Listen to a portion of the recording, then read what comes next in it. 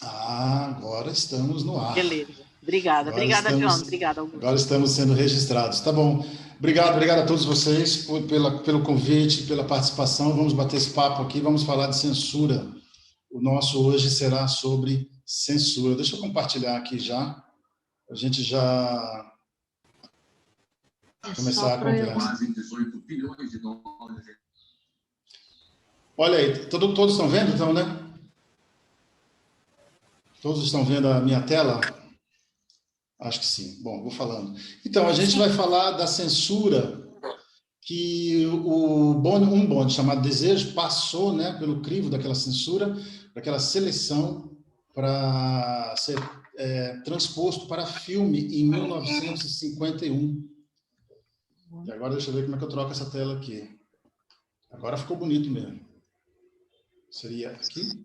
É aqui. Bom, então você já falou das traduções que eu fiz e tal, e desse trabalho importante. Mas eu quero alongar um pouquinho aqui sobre essa questão de atores e tradutores, porque tem a Gisele aqui também.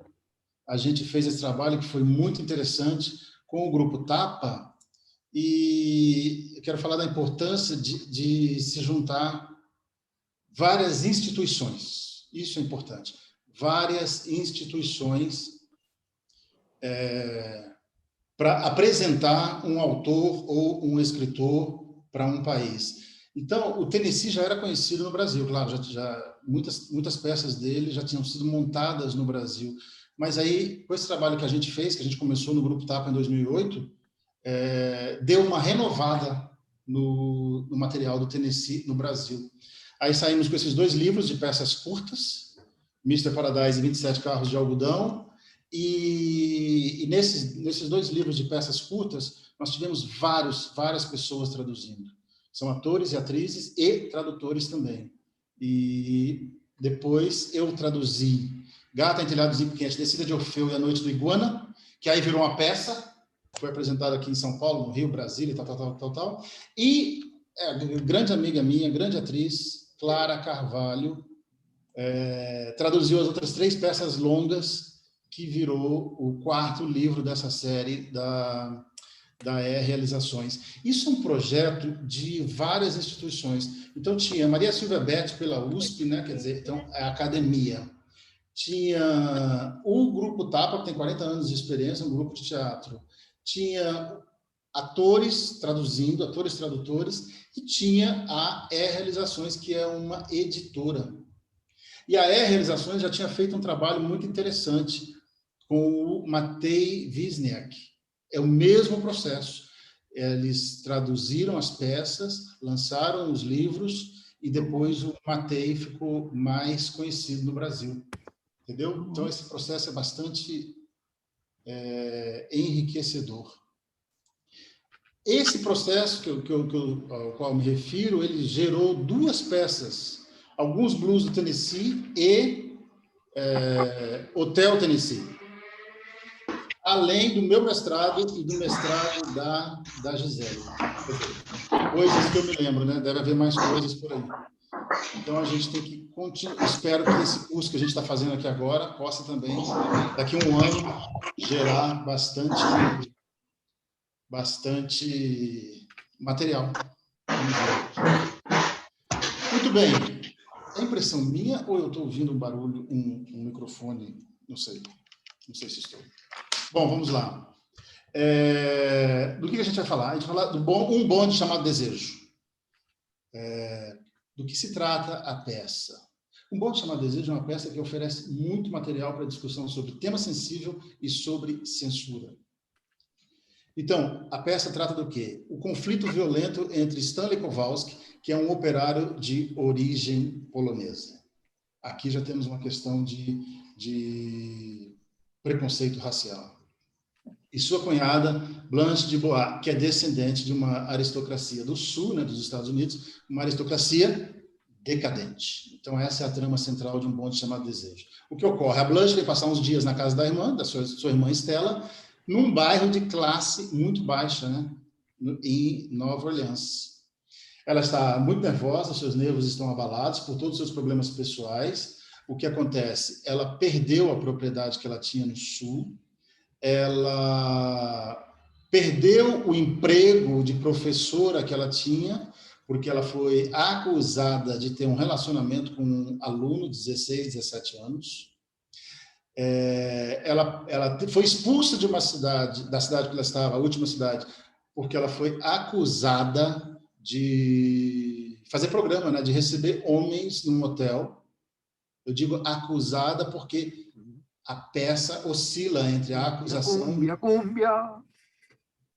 Não tem nenhuma comprovação.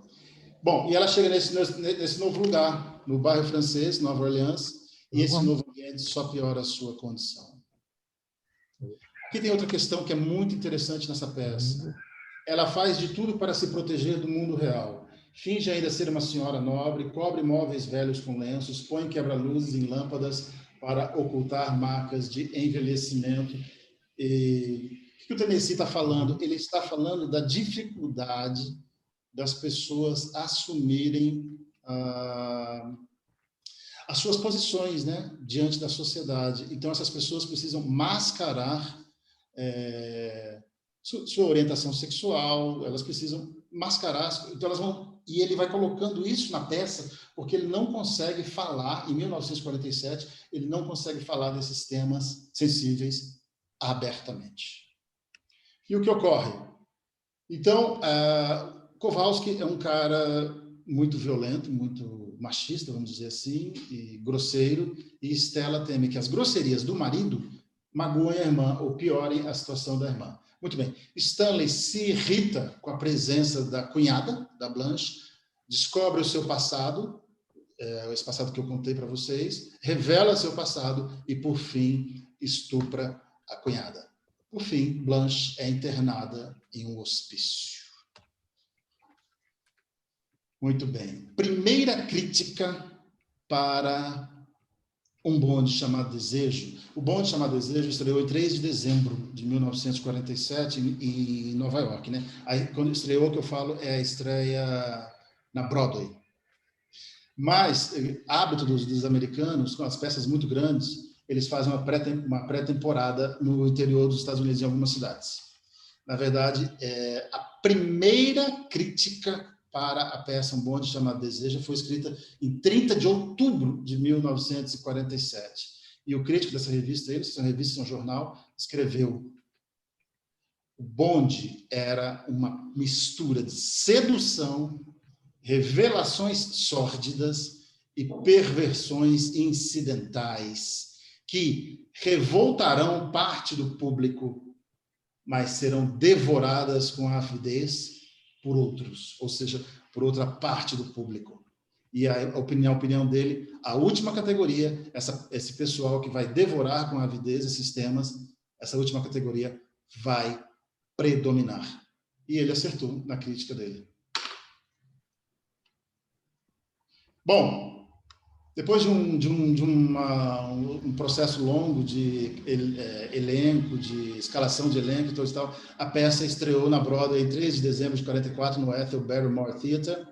E, como era de se esperar, a plateia ficou chocada pela sexualidade e pela brutalidade contidas na peça e que apareciam no palco. Isso aqui é importante. Houve um silêncio de alguns segundos ao final da peça. Em seguida, a plateia em pé aplaudiu em pé durante 30 minutos. Lembrando que naquela época as pessoas só ficavam em pé para ouvir cantar o hino nacional. A plateia aplaudia, gritava, batia o pé, etc, etc. O público agradeceu e voltou várias vezes. A cortina abriu e fechou 12 vezes. Mas a peça não recebeu só críticas positivas, não. Ela recebeu críticas negativas também, uma parte da crítica. Nos Estados Unidos, isso não foi tão grande assim, a crítica negativa. Os temas da peça: desejo, estupro, prostituição e ter mostrado um homem muito sexualizado, Stanley Kowalski. A peça recebeu algumas críticas negativas. Uma delas veio desse rapaz aqui, George Nathan, que, segundo Michael Billiton, que é outro crítico americano, a peça, o George achou a peça desagradável, chamando-a de zoológico de glândulas.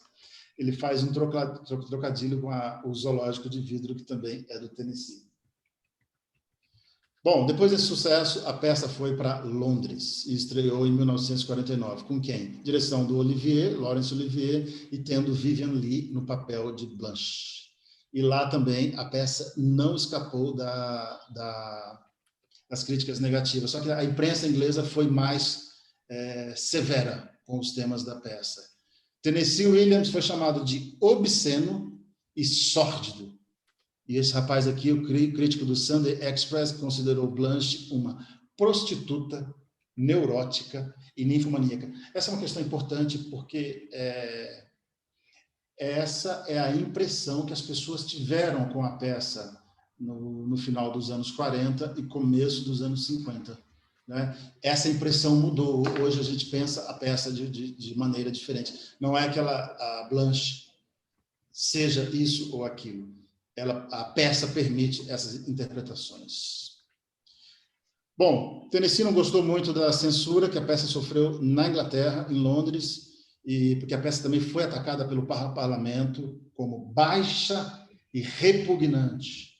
E por esse conselho aqui, o Conselho de Moralidade Pública, como lasciva e pornográfica. O escritório de Lord Chamberlain, que também funcionava como uma espécie de censura teatral na Grã-Bretanha, condenou o estupro, condenou a homossexualidade e a prostituição, esses temas que haviam na peça. Aqui tem uma foto do telegrama que o Tennessee enviou a Laurence Olivier, dizendo que estava frustrado pelo Olivier ter feito tantos cortes na peça. Mas a história conta que se Olivier não tivesse feito esses cortes, ele não teria montado a peça.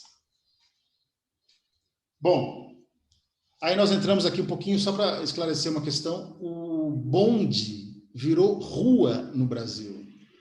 Ocorre o seguinte, que a peça estreou no Brasil em 1948.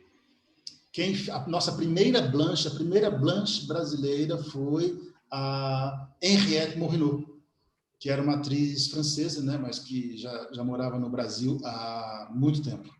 E ela que fez o papel de Blanche de Bois pela primeira vez. E aqui é interessante, olha só. Então, bola para frente, sabe? O Stanley Kowalski foi chamado de Roberto Kowalski. Eles mudaram, bonde virou rua e Stanley virou Roberto. Tá? Muito bem. Aqui, o tradutor Carlos Lage trocou o nome de Stanley para Roberto e mudou o título da peça para Uma Rua Chamada Pecado. Vamos falar um pouquinho dessa questão da tradução dos títulos. Né? Era hábito dos tradutores da primeira metade do século XX dar títulos às peças que explicassem os seus sentidos. Vamos falar primeiramente de The Glass Menagerie. Muito bem. Ela estreou no Municipal em 1947, sob direção do Alfredo Mesquita, com a Nidia Alice no papel da Laura e a Marina Freire com a mãe, que é a Amanda Wingfield. A peça foi traduzida pela Esther Mesquita, eu acho que ela é esposa do Alfredo Mesquita. Então, ela foi traduzida como A Margem da Vida, quer dizer, é um título explicativo, porque são pessoas que estão à margem da vida, é o outcast, né? Pessoas que estão à margem da vida. Em 2009, a peça recebeu uma nova tradução do Marcos Daoud, e aí sim, ela já foi traduzida como O Zoológico de Vidro, que é uma montagem do Ulisses Cruz com a Cássia Kiss no papel de Amanda. E, de novo, novamente, né, eu já falei, vou repetir, em 2014 ela foi traduzida de novo pela Clara e publicada como Zoológico de Vidro. Agora, Gata em Telhado de Zinco Quente. Estreou no Brasil em 56, sob a direção do Maurice Vanneau. Quem fez a Gata? Cacilda Berger, e o Brick foi feito pelo Valmor Chagas. Depois, em 1976, o Paulo José dirigiu de novo a Gata, e aí tinha Teresa Raquel e Antônio Fagundes. O Kiko Jaez também dirigiu a Gata, com Cléo Ventura e o João Paulo Ladur. E depois outra montagem dirigida pelo Moacir Góes, em 88, teve Vera Fischer como Gata e Floriano Peixoto como Brick. Todas essas montagens, a peça era traduzida como Gata em Teto de Zinco Quente. Teto. a gente entende, a maioria dos brasileiros entende que telhado é a parte de fora da casa e teto é essa parte de dentro, é o teto da casa, entendeu? Eu não sei por que as primeiras traduções traziam gata em teto de zinco quente. Se o gato, na verdade, ele anda no telhado, né? O gato, não que eu saiba, não sei, não conheço nenhum gato que anda no teto de uma casa. Eu acho que o gato anda no telhado da casa. Aí, para 2014, nessa tradução que o Tapa fez, eu fiz a tradução e eu coloquei gata em telhado de zinco quente, porque eu sempre entendi que os gatos andam no telhado. Bom, é importante a gente falar aqui, essa é uma questão, vamos entender isso. Quando ele troca desejo, um bonde chamado desejo, por pecado, uma rua chamada pecado, o Carlos Lage, ele altera o sentido da peça. E isso é interessante, porque é ele, o tradutor, que julga o conteúdo da peça. Quer dizer, ele julga o conteúdo da peça como sendo um pecado. Compreende isso? Não sei se vocês concordam, mas no meu entender, ele julga o conteúdo da peça como pecaminoso. E ele também troca bonde por rua, ou seja, ele altera a intenção, porque a Blanche fala isso na peça. Eu cheguei a esse lugar, Stella, eu cheguei nesse lugar aqui, que é a sua casa. Como é que você veio para cá, Blanche? Eu vim num bonde chamado Desejo. Ele me trouxe aqui. Quando ela fala desse bonde chamado Desejo, que é o bonde verdadeiro, que traz a Blanche da estação ferroviária até a casa da Stella, ela também está se referindo ao bonde, ao turbilhão que virou a vida dela por causa do desejo. Encontros com homens em hotéis, o namoro com o menino, o adolescente, entendeu? E o Carlos Lage apaga tudo isso no título dele e cria um título, uma rua chamada Pecado, que eu não sei de onde ele tirou isso. Outro exemplo importante aqui. The Lady of Larkspur Lotion. É uma peça curta do Tennessee. Larkspur Lotion é uma loção. Larkspur, estou achando que é uma planta, não estou sabendo o nome direito, não me lembro agora o nome dessa planta. Não sei se é uma flor ou se é uma planta. É uma loção que as pessoas usam para matar piolho. A gente tinha uns sabonetes no Brasil também usados para... e uns cremes, umas loções que passavam no cabelo para matar piolho. No Brasil tinha uma tradução chamada A Dama da Vaselina. Dama da Vaselina. Bom, a história é simples. Essa mulher, essa dama, ela é uma espécie de Blanche de Bois. Ela está hospedada num hotel e ela recebe homens nesse hotel, nesse quarto de hotel. E ela cobra por isso. A plateia não tem certeza que ela cobra por isso, porque ela nega. Quem diz que ela cobra é a gerente do hotel. A gerente vem cobrar o aluguel atrasado e vê esse frasco, um frasco de loção anti-piolho ali na mesinha ao lado da cama.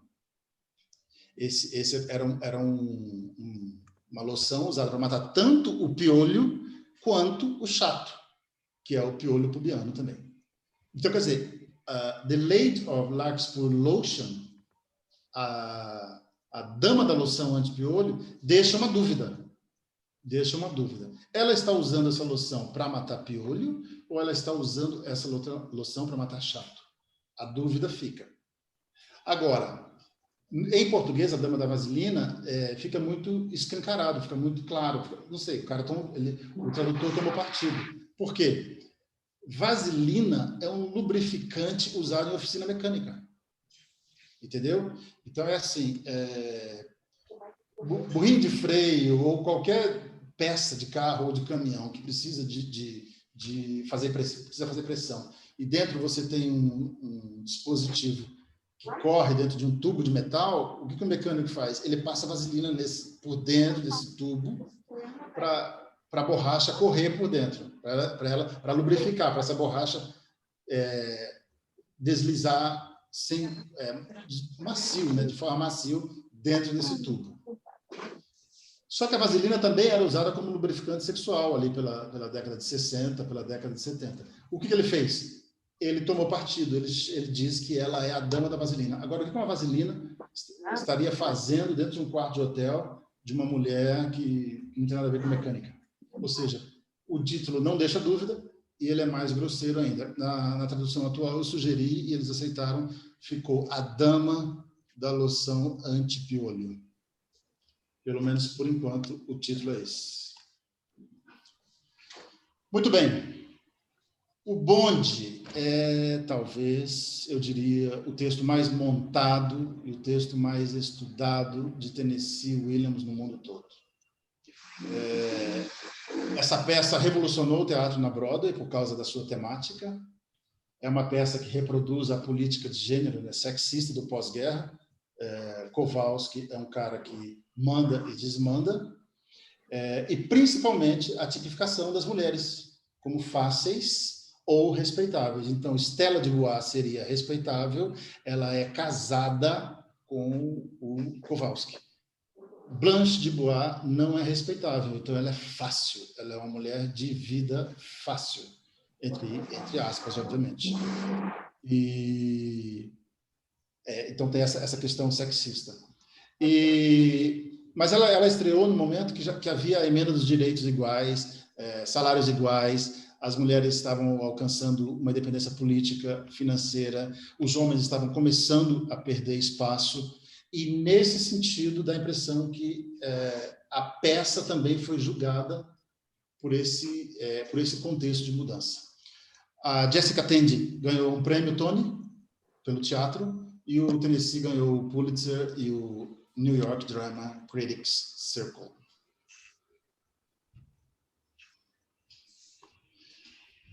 Bom, uma peça de teatro de sucesso na Broadway é sinal de bilheteria, boa bilheteria, quase uma promessa de sucesso garantido de bilheteria em Hollywood. Entendeu? E não foi o sucesso só da Broadway, né? Ela foi sucesso nos Estados Unidos, ela foi sucesso em Londres, na Inglaterra, ela foi sucesso na França, em Paris, ela foi sucesso no Brasil e em vários outros países. Então, eles resolveram transpor a peça para filme. Mas essa tarefa não foi fácil por causa do conteúdo da peça. Bom, então vamos lá. Os heróis são Tennessee. Ele conseguiu vender os direitos da peça. Vários estúdios se interessaram e muitas pessoas desistiram por causa do conteúdo da peça. O produtor Charles Feldman, ele comprou a briga e falou assim, vamos montar, porque ele acreditava que a peça tinha valor comercial e que poderia virar um grande filme, e um filme de sucesso, de boa bilheteria em Hollywood. E Kazan, obviamente, porque ele lutou para manter o conteúdo da peça, no filme, apesar da censura. Bom, mas aí nós temos um problema, nós não, eu não. Quem tem esse problema são os produtores de Hollywood. O elenco era bom, o elenco foi premiado, a peça fez sucesso, mas o elenco era desconhecido do grande público americano. Então, Feldman e o pessoal da Warner já sabiam de cara, eles achavam que Jessica Tandy não podia fazer Blanche.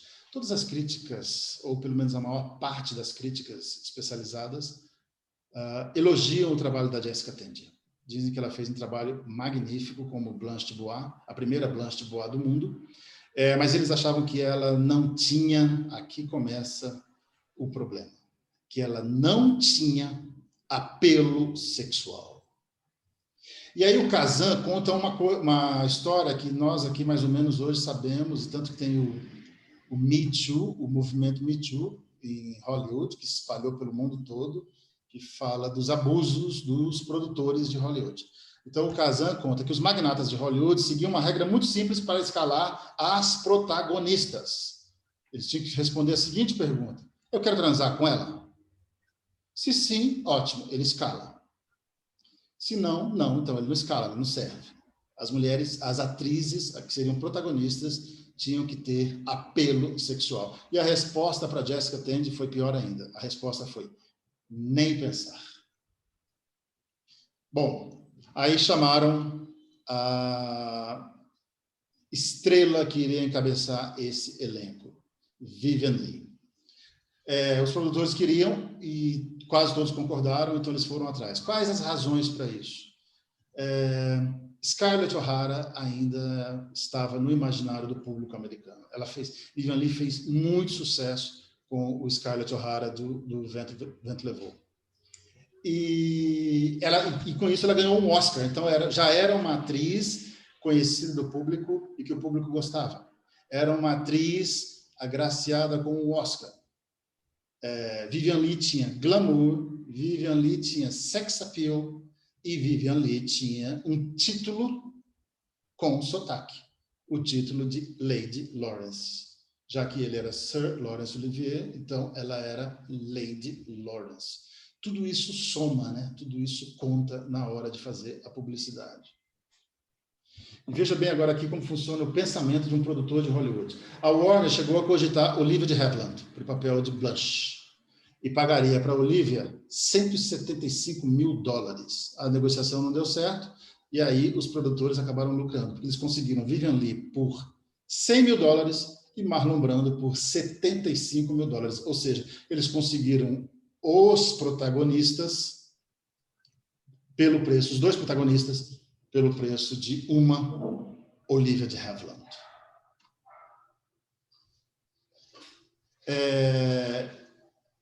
Eu quero falar do senhor André Lefebvre. É um livro que vale a pena ler. Esse livro mudou minha vida. Chama-se Translation and Rewriting and the Manipulation of Literary Fame. Mudou minha vida, em vários sentidos. Mas aqui, hoje, eu vou falar especificamente, só para dar uma pincelada na questão da patronagem. O Lefebvre é um teórico, né, nessa área nossa, essa área de estudos da tradução, e ele define a patronagem, isso mudou minha vida, como os poderes, que são pessoas ou instituições. Esses poderes auxiliam ou impedem a leitura, a escrita e a reescrita da literatura.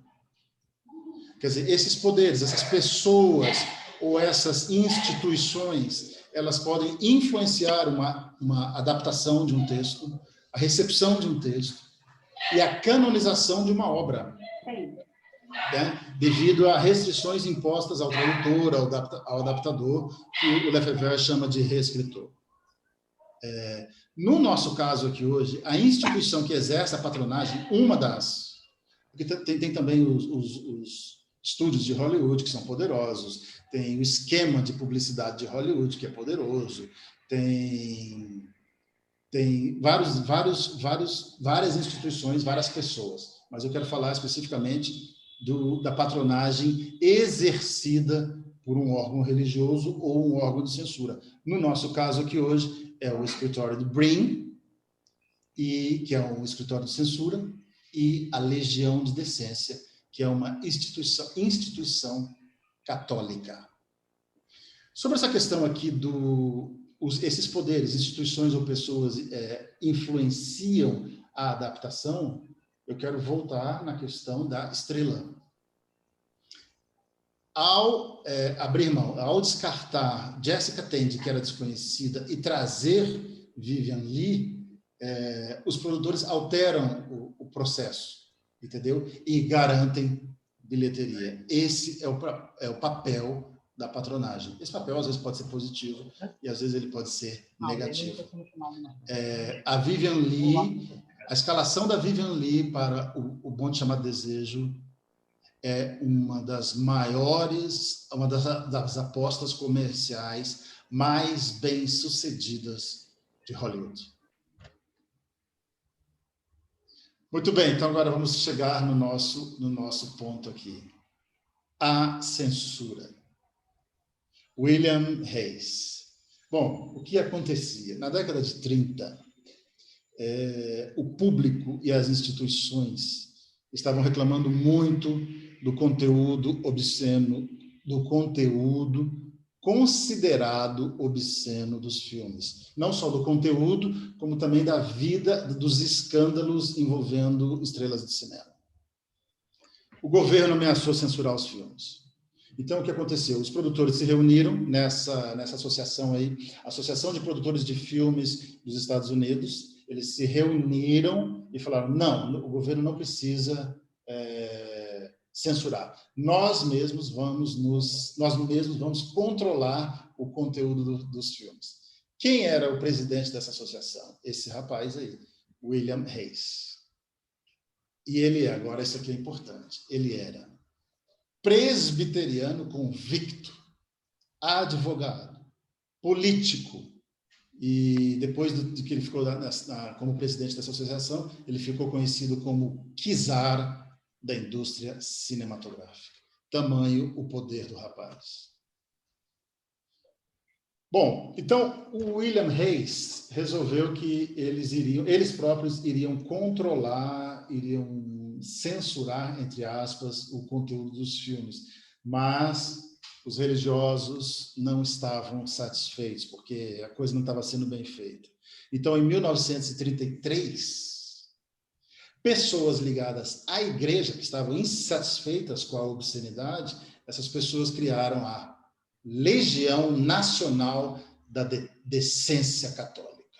Legião Católica de Decência. E essa legião iria classificar os filmes de forma independente. Essa foi uma questão séria.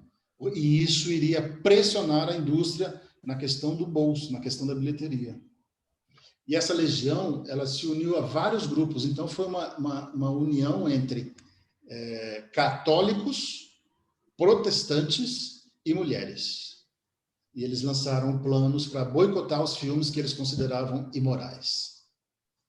Aí, numa jogada política, o Hayes, temendo que os esforços dessa legião pudessem enfraquecer o seu poder como presidente da Associação de Produtores, ele acelerou o processo e criou um departamento chamado Administração do Código de Produção e implantou o Código de Censura. Esse Código de Censura ficou chamado de Código Hayes. Mas aqui tem outra questão que é importante, porque se essa legião católica de decência fosse bem sucedida no boicote a determinado filme, os produtores teriam prejuízo. Então, ele ficou com medo de perder poder, ele ficou com medo de perder dinheiro, e aí ele fez uma coisa terrível. Ele nomeou o senhor Joseph Breen, que era católico, irlandês, jornalista, influente na comunidade católica, como ele nomeou Breen como chefe da administração do Código de Produção. O Breen, a revista Liberty Magazine escreveu em 1936 que o Breen teve mais influência na padronização do pensamento mundial do que Mussolini, Hitler ou Stalin. Tamanho o seu poder de controle do conteúdo dos filmes, enquanto ele foi presidente, chefe dessa administração do Código de Produção. E o que é pior, Breen também foi acusado de antissemitismo. O que acontecia? Naquele momento acontecia. Então, nós temos lá católicos, protestantes e judeus. E a nomeação do Breen, que era um católico irlandês, agradou os membros da organização antissemita, essa daí, Legião de Prata da América. Por quê? Porque essa associação acreditava que os judeus controlavam a indústria do cinema. E a indústria do cinema, que é uma questão para a gente discutir aqui, era chamada de um meio de propaganda mais eficaz na América durante os anos 30.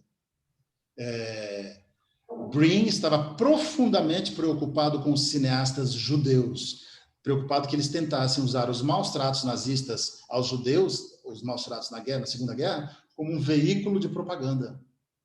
O Breen estava preocupado com o fato de os alemães se sentirem ofendidos com uma representação dura dos nazistas. Então, ele alertou os produtores de cinema de Hollywood para evitar esse tema, completamente, dizendo: aqui existe um forte sentimento pró-alemão e antissemita, e quem pensar em aprovar uma imagem anti-Hitler deve saber que milhões de americanos pensam o contrário. Esse é o senhor Joseph Breen. Ele é chefe da administração do Código de Produção que implantou o Código de Censura, o Código Reis. Bom, mas aí, em 1938,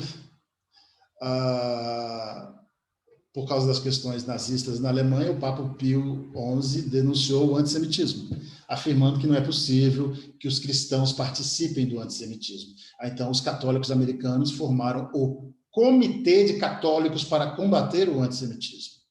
E aí, dois autores do Código Reis, Martin J. Pringle e esse reverendo Daniel Lord, eles promoveram essa causa. E aí o Breen emitiu uma declaração em favor da luta, que dizia assim: em minha opinião, não há nada mais importante para nós católicos fazer no momento presente, quer dizer, julho de 1939, do que usar nossas energias para conter a maré de fanatismo racial e hostilidade aos judeus. Quer dizer, as pessoas vão mudando de opinião. E a academia deu um Oscar para o Breen. Ele se aposentou em 1954 e, nessa ocasião, ele foi agraciado com o prêmio honorário da academia por sua, entre aspas, administração consciente, de mente aberta e digna do Código de Produção de Filmes. Bom, vamos entender isso, né? E o que era, então, o Código Reis? Era um sistema de regras que estabelecia o que se podia fazer e o que não se podia fazer no filme. O que era considerado decente e o que era considerado indecente. Então, foi criado esse código aí nessa década de 1930. E aí o Breen implantou esse código. Muito bem. O código apresentava regras de classificação dos filmes. Poucos filmes foram aprovados com seus roteiros intactos. E antes de começarem a filmar, os produtores tinham que apresentar os seus roteiros para análise. E aí, quando voltava cheio de cortes. Vamos dar aqui alguns exemplos desse famigerado, dessa coisa louca aí chamada Código Reis. O Código Reis dizia o seguinte: nas cenas de amor na cama, eu estou até agora tentando entender, porque eu não consigo entender isso. É assim: nas cenas de amor na cama, as atrizes têm que manter pelo menos um pé no chão o tempo todo. Quer dizer, eu fico imaginando, criando a imagem na minha cabeça, mas não consigo. Quer dizer, não dá, tem que ficar sentado, só pode ficar sentado. Ou um pé na cama e o outro pé, ela tem que estar sentada com um pé no chão, um pé na cama. Não dá. Não podia haver beijo na horizontal. Ou seja, não pode haver beijo na cama deitado. O beijo também não podia expressar muito desejo. Não podia haver cenas com escravidão branca. Pessoas de pele branca não podiam ser escravizadas. Mas o código nunca se opôs à escravidão de pessoas de outra cor. E aí vamos dar o exemplo da Betty Boop, coitada. Ela foi a que mais sofreu. A imagem dela foi pasteurizada. A Betty Boop tinha essa imagem da esquerda. Então, a saia era curta, ela tinha cinta-liga e o decote era bem marcado, bem saliente. A saia abaixou, chegou na altura do joelho, a cinta-liga sumiu e o decote subiu também. Coitada, essa foi a que mais sofreu. Bom, no nosso caso especificamente, várias coisas incomodaram a censura. Várias coisas incomodaram tanto a Legião de Decência Católica quanto o escritório do Breen. Mas três coisas perturbaram muito e foram as questões que mais deram discussão. Primeiro, a ninfomania de Blanche. Isso é o escritório falando, a ninfomania de Blanche. Eu falo a alegada ninfomania de Blanche. O texto não diz exatamente que Blanche é uma ninfomaníaca. O texto expressa que Blanche teve encontros com outras pessoas.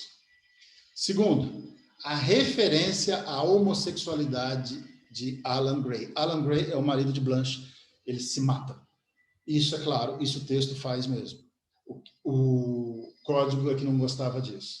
E, por fim, o estupro, a cena do estupro, porque o código era completamente contra essa cena.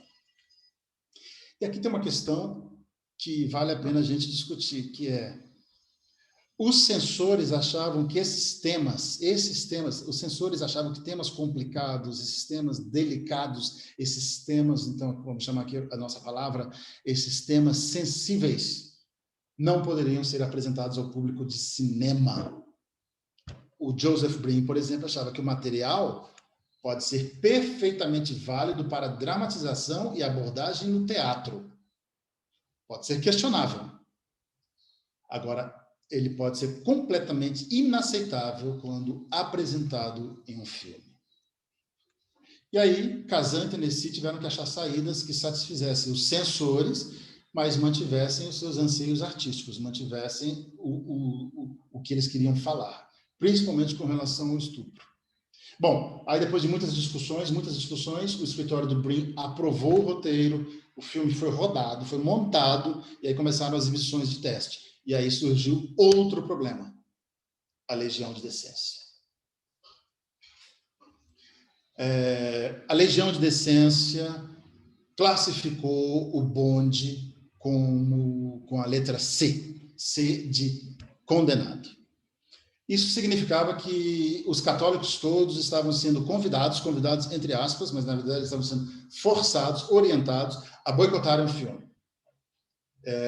E essa censura, essa classificação C, também poderia piorar a situação, porque ela ia fazer com que os órgãos de censura das cidades também censurassem o filme. Bom, o produtor quer dinheiro. Quem investiu muito dinheiro no filme quer tirar o seu dinheiro na bilheteria. A Warner queria liberar para o maior número de salas possível. O que eles fizeram? Então, eles cortaram, fizeram os cortes. A Warner fez os cortes por conta própria, sem a participação do Tennessee e sem a participação do Kazan. Claro que os dois ficaram furiosos quando souberam que a Legião tinha classificado o filme como C e que a Warner tinha cortado trechos dos filmes e das cenas e das falas. Bom, após esse corte que a Warner fez, ou seja, o produtor fez, a Legião classificou o filme como B. B significa que ele continha situações questionáveis para todas as faixas etárias. Mas aí o filme foi lançado, foi exibido nos cinemas, sem boicote, e então isso não afetou a bilheteria. O filme foi um sucesso de bilheteria. Isso foi de 1951 até 1993. Em 1989, os trechos cortados foram encontrados e foram reinseridos ao filme. Em 1983, a Warner lançou uma versão do diretor. Esse é o filme que, se vocês forem assistir hoje, vocês vão assistir o filme que é a versão do diretor, que ela tem 3 minutos a mais. Vamos entender aqui, então, eu vou dar alguns exemplos de alguns cortes. A palavra polaco. Como eu já disse, Stanley Kowalski é descendente de poloneses, né? E aí, então, Polish, significa polonês, característico da Polônia, seus habitantes, seu idioma. E aí tem o termo polak, que é polaco em português. E aí é que está o problema. Esse é um termo extremamente preconceituoso, usado para se referir a um polonês e seus descendentes. Na época, costumava-se chamar ou xingar os poloneses de polacos. O termo foi excluído várias vezes do filme, provavelmente para mitigar o preconceito étnico, porque não tenho aqui eu não encontrei até o momento nenhuma evidência de que isso tenha sido por imposição da censura. A impressão que dá é que isso foi imposição ou da Warner, para não irritar os poloneses que iriam assistir o filme, ou foi o Tennessee e o Kazan, o que eu acho pouco provável. Na minha opinião, foi a Warner que fez isso. Mas isso não mudou a opinião de alguns poloneses que ficaram muito bravos com o filme. A Warner recebeu várias cartas. O filme agradou umas pessoas e desagradou outras. Uma carta, por exemplo, de um americano descendente de poloneses, esse rapaz protestava contra as violações étnicas do filme. Ele dizia: nós, poloneses americanos, lutamos e morremos por este país, por meio de todas as suas guerras, começando com a Revolução até os dias atuais. Sua apresentação de Kowalski como um personagem brutal, morador de favelas, é uma afronta ao povo polonês-americano.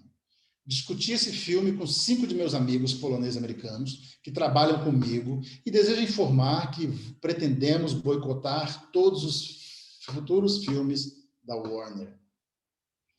Mas a Warner também recebeu outras cartas, quer dizer, isso aqui já é o boicote, né? A pessoa não gosta de um material e aí ela se junta com outras pessoas, eles formam um grupo e resolvem boicotar o material, e aí eles vão direto na renda, na fonte financeira, na fonte de dinheiro. O corte é sempre aí na fonte de dinheiro. Mas a Warner recebeu outras cartas de pessoas também indignadas, só que elas estavam indignadas com a censura, dizendo que a Warner tinha cedido à censura e que essas pessoas iriam boicotar a Warner por ela ter cedido à censura. Quer dizer, não dá para agradar todo mundo. Outra questão importante do filme, a explicitação da promiscuidade. Eu vou só falar sobre esse exemplo aqui. Na cena 3, teve um corte marcante quando a Blanche flerta com o Stanley. E aí ela borrifa perfume nele.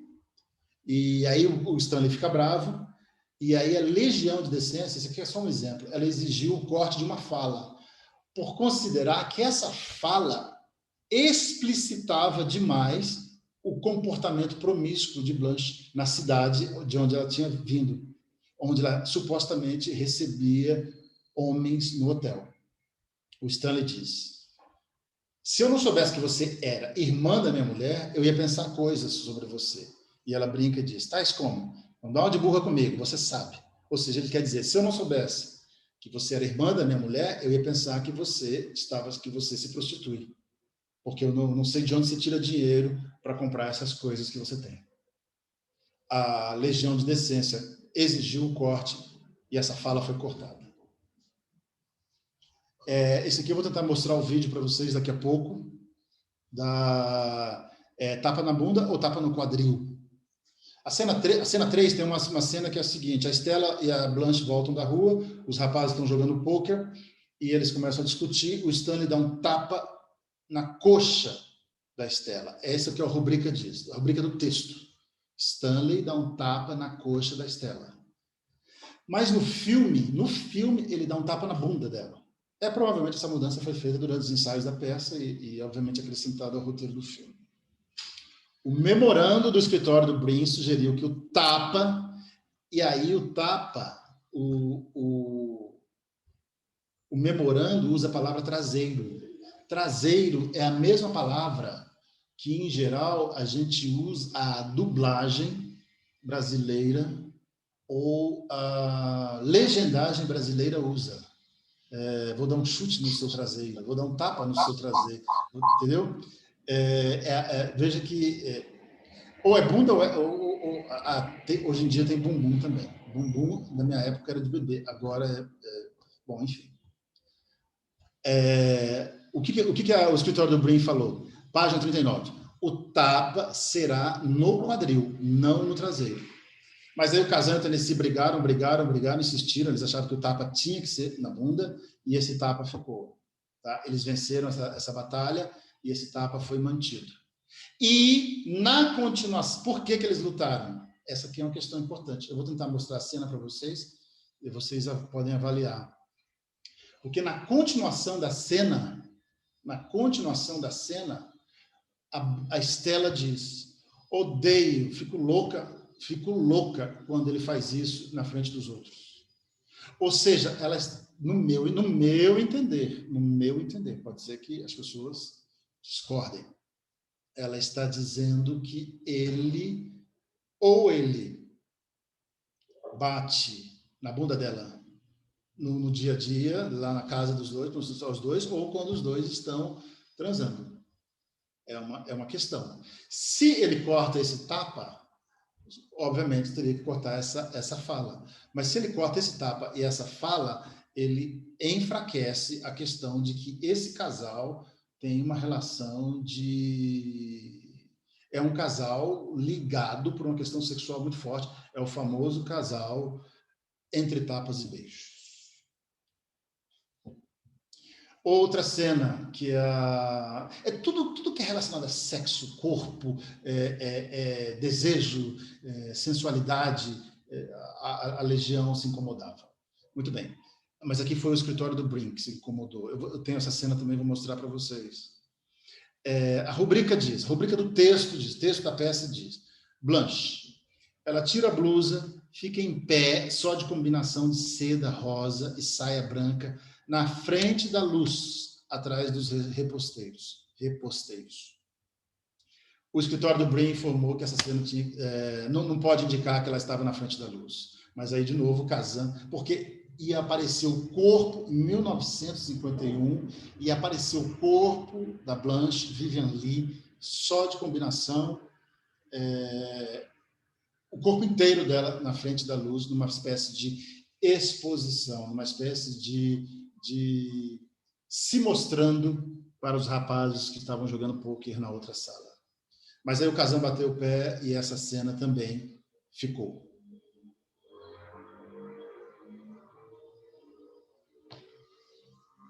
Outra cena muito importante, de novo, na questão do desejo, na questão da expressão do desejo, da sensualidade, é que quando Kowalski grita Stella, essa cena é famosa, muita gente aqui já assistiu o filme e sabe da cena, que ele está no pé da escada e ele grita para ela e ela sai para vir falar com ele, depois dele ter batido nela. A Warner fez um corte nessa cena. Quem exigiu um corte? A Legião de Decência. Então, a cena, ele está no pé da escada, ele grita porque a Stella está na casa da vizinha. Então, a Stella vem falar com o marido depois de ter apanhado do marido.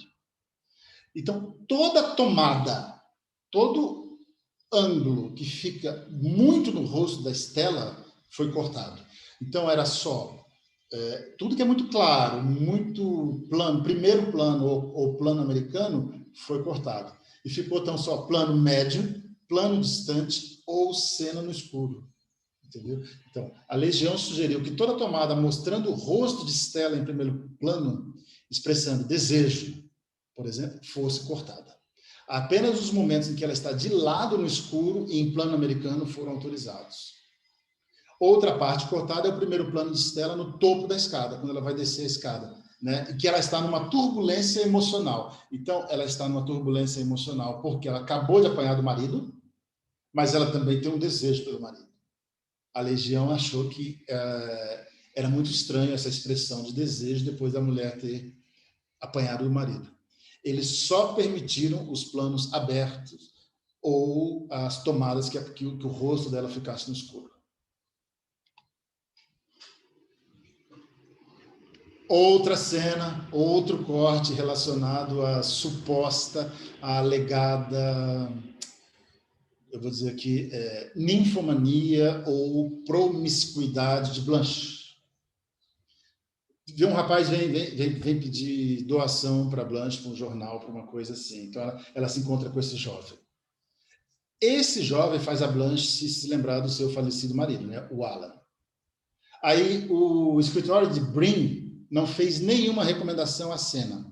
E aí o Kazan filmou a cena do jeito que está, conforme o texto. Então, a Blanche vem falar com o menino e, no fim, ela dá um beijo no menino e o menino sai. Essa é a cena está igual no texto da peça. Mas vejam bem como o corte foi feito por uma espécie de censura, só que é um outro tipo de censura. O que aconteceu?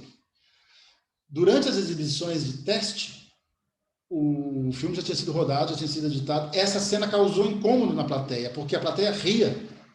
Tinha um riso nervoso.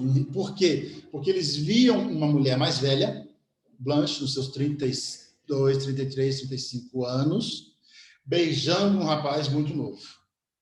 Então, o corte, o Kazan reeditou a cena usando o material que ele já tinha, mas ele foi feito não por uma imposição do escritório do Brin, nem para o escritório do Brin.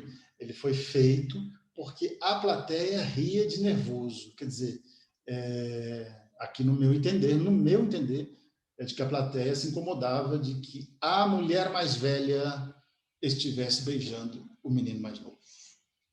E aí cortaram essa cena.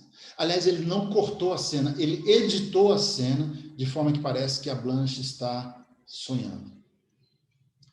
Só que depois a Legião de Decência apresentou outro problema. Antes dela beijar o garoto, ela diz: gostaria de te beijar suave e docemente nos lábios. Seria ótimo manter você, mas tem que ser boa e ficar longe de crianças. Crianças é porque ela já tinha tido um caso e sido demitida da escola porque ela teve um romance, uma história com um menino de 16 anos. Aí a Legião de Decência exigiu que a parte nos lábios e ficar longe de crianças teriam que ser cortadas. Eles achavam que isso era muito provocativo e que a Blanche, nesse momento, declarava sua culpa de ter se envolvido com esse aluno em Laurel.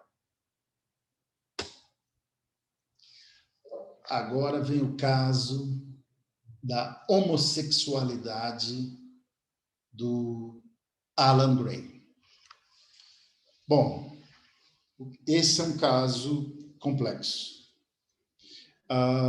O Bonde Chamado Desejo é uma peça que trata... uma das primeiras peças a ter um personagem homossexual, né? E a posição desse personagem homossexual é bastante significativa. E é interessante, esse personagem não aparece.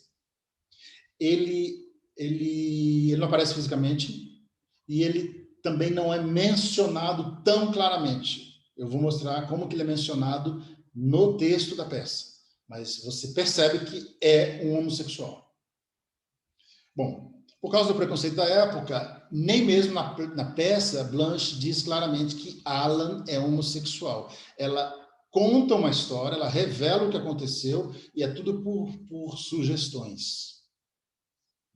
O escritório de Brie foi categórico.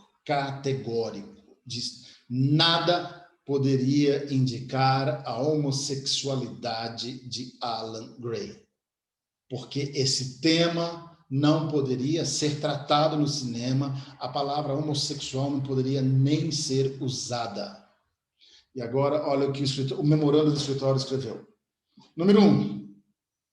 O roteiro contém uma inferência de perversão sexual.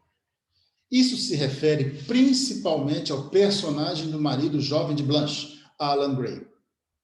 Parece haver pouca dúvida de que este rapaz era um homossexual.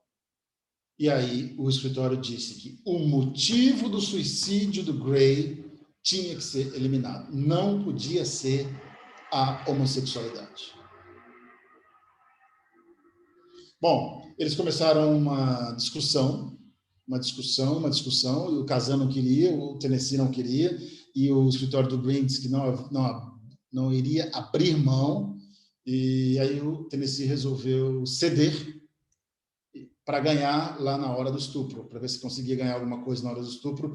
Então, ele reescreveu a cena. Vamos analisar. O texto diz o seguinte, o texto dessa parte da esquerda. Esse é o texto da peça. A peça que, segundo Brin, a peça, o público do teatro é mais compreensivo ou preparado. Os temas podem ser apresentados no teatro, mas não podem ser apresentados no cinema. O texto da peça diz: havia algo de diferente no rapaz. Um nervoso, uma suavidade e ternura que são raras em um homem. Embora ele não tivesse nada de afeminado, ainda assim, aquela coisa estava lá. Ele me procurou porque queria ajuda. Eu não sabia disso. Eu não descobri até nos casarmos, quando fugimos e voltamos. Tudo que eu sabia era que tinha decepcionado meu marido de forma misteriosa e eu não consegui dar a ajuda que ele precisava. Mas não conseguia falar. Ele estava numa areia movediça e se agarrava a mim, mas eu não conseguia puxá-lo. Eu estava afundando com ele. Eu não sabia disso. Eu só sabia que o amava insuportavelmente, mas não era capaz de ajudá-lo ou me ajudar. Aqui já é um texto que uma plateia de teatro, uma plateia com mais conhecimento, já pode começar a deduzir como era esse personagem do Alan Gray e o que aconteceu. Aí, o que aconteceu no filme? Como é que ficou o texto do filme? O rapaz tinha algo, um nervoso, uma ternura, uma incerteza. E eu não entendia por que esse rapaz, que escrevia poesia, parecia incapaz de fazer qualquer outra coisa. Sempre perdia os empregos. Ele me procurou porque queria ajuda. Eu não sabia disso. Eu não sabia nada, exceto que eu amava insuportavelmente. Então, todo aquele texto poético da esquerda vira aqui que ele tem algo, ele tem um nervoso, ele tem uma ternura, mas ele tem uma incerteza, ele não sabe onde fica, ele não sabe... Ele escreve poesia, mas ele não fica nos empregos, ele perde emprego, entendeu? Então, leva para esse lugar aqui, começa a sumir essa dúvida. Aí, aqui, eles cortaram completamente, cortaram o texto inteiro, teve que cortar inteiro. Então, eu descobri, da pior maneira possível, ao entrar num quarto que eu achava que estava vazio, e que não estava, mas havia 2 pessoas lá. O rapaz com quem eu tinha me casado e um homem mais velho, os quais eram amigos há anos. Essa fala foi cortada completamente. Por que aconteceu? A Blanche abre a porta e pega o marido dela com esse amigo mais velho, amigo de anos, e numa situação comprometedora. E aí teve outro ajuste aqui. Depois, nós fingimos que nada tinha sido descoberto. Sim, nós três. Blanche, Alan Gray, seu marido, e esse homem mais velho. Sim, nós 3 fomos de carro para o cassino Moon Lake, muito bêbados, e rindo no caminho. Nós dançamos a varsoviana, e de repente, no meio da dança, o rapaz com quem eu tinha me casado se soltou de mim, correu para fora do cassino, alguns segundos depois, um tiro. Ou seja, o rapaz se matou. Aqui, outro corte. Uma noite, nós fomos de carro para um lugar chamado Cassino Moon Lake. Quando ela diz aqui nós, a sugestão é de que é ela e o marido, Alan Gray. Quer dizer, o homem já sumiu. Ele já tinha sumido lá no corte anterior, e aqui não tem esse homem. O homem nem aparece. De repente, no meio do salão, o rapaz com quem eu tinha me casado se soltou de mim, correu para fora do cassino, alguns segundos depois, um tiro. E ela vai dizer o motivo. Isso aconteceu, quer dizer, ele se matou, porque no salão, eu, incapaz de me controlar, de repente eu disse, eu vi, eu sei, tenho nojo de você. Ou seja, ela viu ele com outro homem. Ela sabe dele e ela tem uma opinião sobre isso. Tenho nojo de você. Ou ela tinha naquele momento. Cortou, corte. Isso aconteceu porque no salão, incapaz de me controlar, eu disse, você é fraco. Eu perdi o respeito por você, eu te desprezo. Quer dizer, ela terminou com o cara, ela disse que despreza o cara porque ele é fraco, porque ele escreve poesia. Não dá. Essa foi a piada do filme, né? A Kim Hunter, a atriz que fez a Stella, conta que a Vivian Leigh, quando ela releu a cena, ela falou assim, agora eu vou ter que dizer que eu larguei dele, porque eu não gosto dele, porque eu desprezo, porque ele é fraco, porque ele escreve poesia. Bom, e aí a cena problemática, que é a cena do estupro. Essa cena que gerou mais discussões com o escritório do Green, porque eles não abriam mão, e o Tennessee também não abria mão, e o Kazan ameaçou sair do filme, porque o escritório dizia o seguinte, o Código Reis dizia o seguinte, o estupro feria o item 3 dos princípios gerais do Código Reis. 3, sedução ou estupro. Nunca deve ser mais do que sugerido. E somente quando essencial para a trama. E mesmo assim, nunca deve ser mostrado explicitamente. Então, aí o escritório fez algumas sugestões, né? Eles sugeriram, primeiro, que o estupro fosse apenas a imaginação de Blanche. Quer dizer, a Blanche iria imaginar que estava sendo estuprada. Essa foi a primeira sugestão. Segunda, que o Stanley apenas pensasse no estupro, e só pensaria. Também não funciona, não funcionou.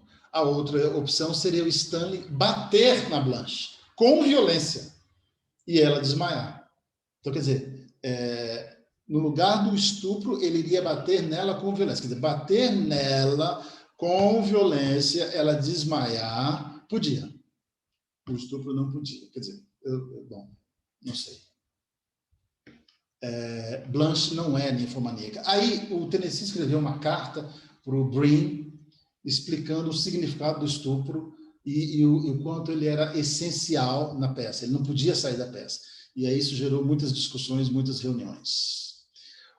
O estupro de Blanche por Stanley é uma verdade central, integral na peça, sem o qual, né, sem o estupro, a peça perde o seu significado. Porque o estupro é a violação do terno, do sensível, do delicado, por forças selvagens e brutas da sociedade moderna.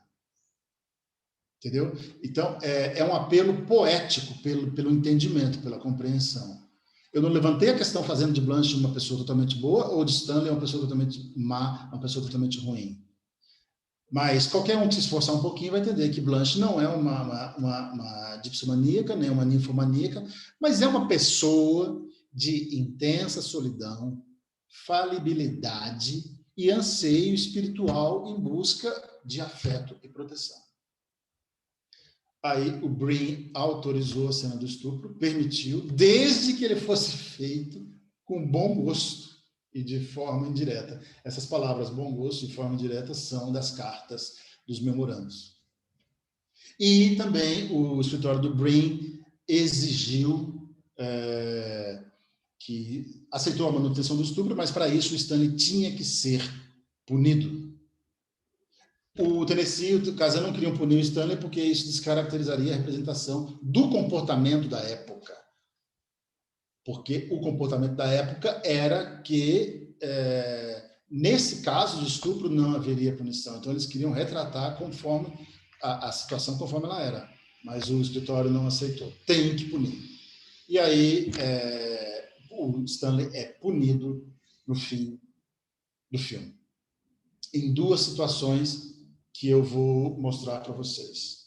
A primeira é quando o Mitch acusa o Stanley, essa fala não aparece no texto, não tem no texto da peça, o Mitch avança e tenta bater no Stanley e ele diz, ele fez isso com ela, ele fez. Quer dizer, um personagem do filme expressa, né, que o Stanley estuprou, ele não diz o quê, mas ele estuprou a Blanche.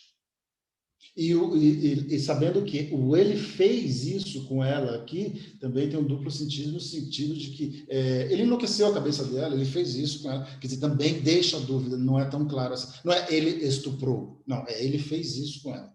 Dá a entender que estuprou e dá a entender que deixou ela atormentada. E na sequência, o Stanley fica num posicionamento junto com os três, e no qual os três encaram o Stanley. Tanto o Pablo quanto o Steve. Eles encaram o Stanley pensando, na seguinte expressão, nós sabemos o que você fez com ela. E aí o Stanley diz, esse cara tá louco, o Mitch. E aí pergunta, o que vocês dois estão olhando? Eu nunca toquei nela. Essa fala também não existe na peça. Essa fala foi acrescentada para que os três homens expressassem que nós sabemos o que você fez. Nós sabemos disso. E a segunda punição do Stanley é a seguinte, no final da peça, a Stella fica com o Stanley. Então ela diz o seguinte, eu não podia acreditar nela, ou seja, na Blanche, minha irmã, e continuar vivendo com o Stanley, meu marido, né? Então, assim que a Blanche é levada na peça, o Stanley se aproxima da Stella, ele ajoelha ao lado dela e enfia os dedos pela abertura da blusa. E ela deixa. Então, isso sugere que o casal vai se entender novamente. No filme, quando Blanche é levada, o Stanley se aproxima da Stella, toca em sua cintura e tenta tocar o seu rosto. Mas ela diz, não me toque, nunca mais me toque. Essa fala também não existe na peça. Então a Stella pega o bebê, começa a caminhar para dentro de casa. Quando ela ouve o Stanley gritando lá dentro da casa, ela se vira e diz, não, nunca mais nós vamos entrar aqui, nunca mais. Não dessa vez, nunca mais vamos entrar lá, nunca mais vou entrar. Essa fala também não existe na peça. E aí o Stanley grita mais 2 vezes e a Stella sobe as escadas correndo para o apartamento da Eunice. Bom, essa é a questão, essa é a peça. Deixa eu ver se eu consigo passar para vocês aqui o vídeo. Deixa eu ver se eu consigo. Ups.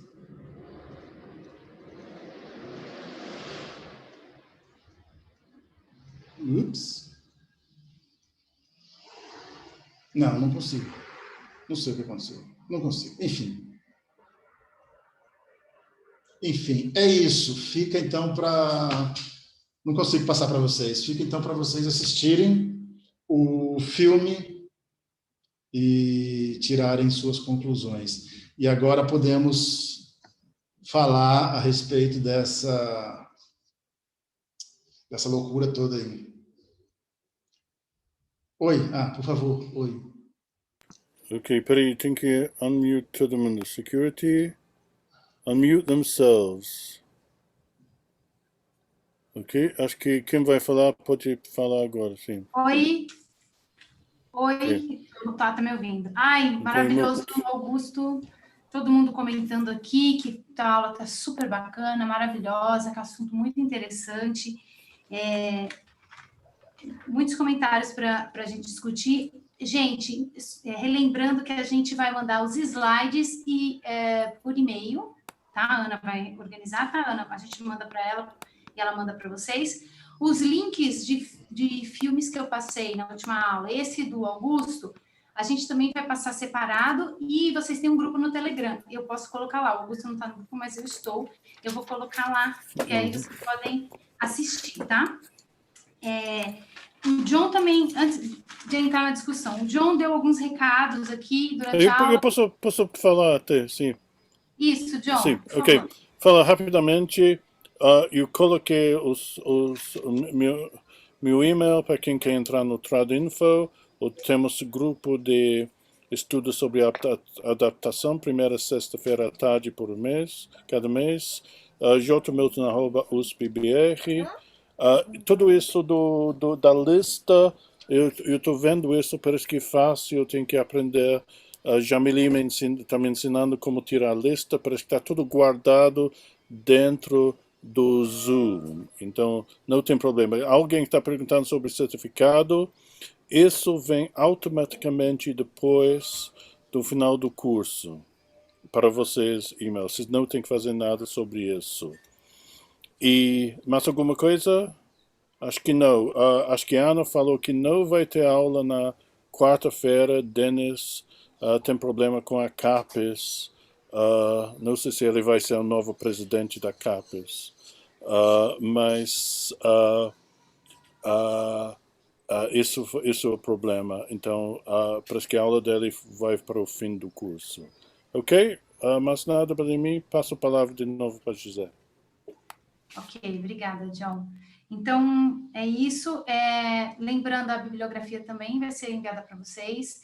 Tanto como a Silvia falou na última aula, tanto a minha dissertação quanto a do Augusto é fácil de ser encontrada. Teve alguém que pediu, que sentiu falta na aula passada de mais exemplos. Então, não ia dar para a gente passar todos os exemplos de tradução, mas tanto na minha dissertação, eu disseco 2 textos de um ato do Tennessee Williams, e na do Augusto, ele disseca também, em termos de tradução, um bonde chamado Desejo. Então, assim, só relembrando que, então, esse é um espaço aberto para a tradução, da adaptação, espaço aberto para a discussão da tradução e da adaptação, e a gente está tratando de forma sucinta esse tema, né, da tradução de texto, de tema sensível nas artes cênicas, né?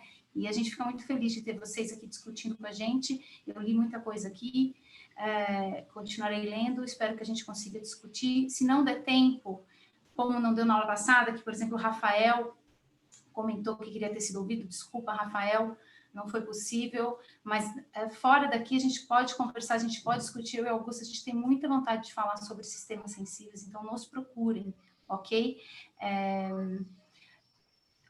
Hoje a gente se organizou de uma forma diferente, então cada um vai falar uma vez. Se quiser falar assim, dá para a gente ouvir todo mundo, né? E aí, gente, para reforçar, como a gente falou muito de temas sensíveis, de conversas sensíveis, de comunicação sensível na última aula, então reforçar aqui para a gente não julgar o lugar de fala das pessoas, para a gente se concentrar no tema que a gente está falando, né? Que a gente está compartilhando saberes aqui, levantando questões.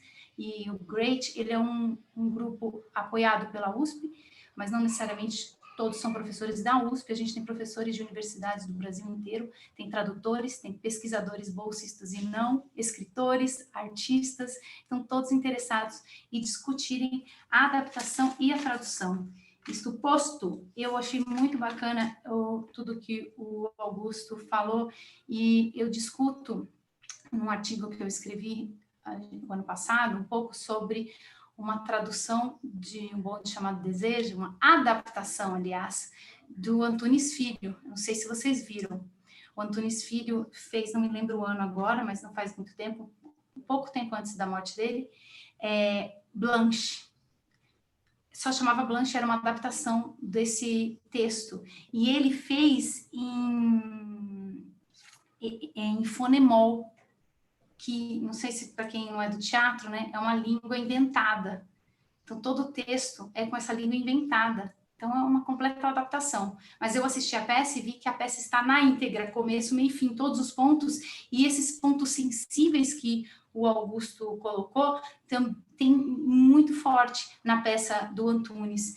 E eu quero ler para vocês até o que ele fala sobre o que ele pretende com a montagem dele, o Antunes. Eu quero falar da Blanche como ser humano espizinhado, e nesse ponto eu estou do lado dela.